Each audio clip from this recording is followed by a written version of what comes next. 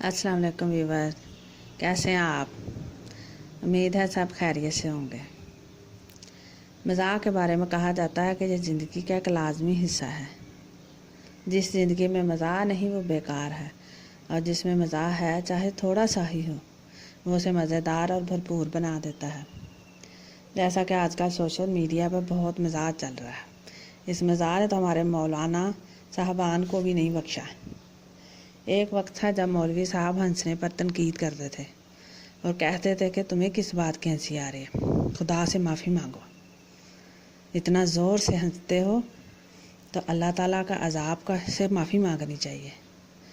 और अब वो समझ गए हैं कि ज़िंदगी इसी का नाम है। मौलाना साहबान समझ गए हैं तो हमें भी समझने की ज़रूरत है। हमारे माशरे में जिसका चेहरा ज़रा उतरा हुआ, जो खुश मिजाज हो, उसे नमाजी परहेज़ी समझा जाता है। और जो लोगों से खुश अखलाक़ी से मिले और हंसी मजाक को अच्छा समझे,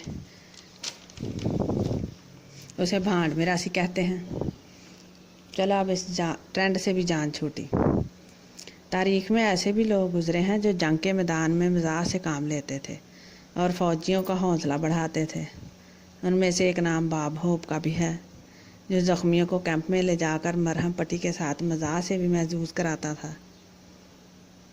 हमारे अपने राइटर हैं जिनका नाम जहन में आ रहा है, मुश्ताक अहमद यूसुफ़ी और अनवर मसूद। ये भी बहुत अच्छे मज़ाक निगार हैं। किसी रोते हुए को हंसाना भी एक फ़न है। रुलाना तो बहुत आसान है और हंसाना बहुत मुश्किल है। अगर आपको लगता है कि आप किसी को हंसा सकते हैं तो ज़रूर हंसाइए। इससे बढ़कर कोई अच्छा काम नहीं। तो फिर शुरू हो जाइए, खुद भी हंसिए और दूसरों को भी हंसाइए।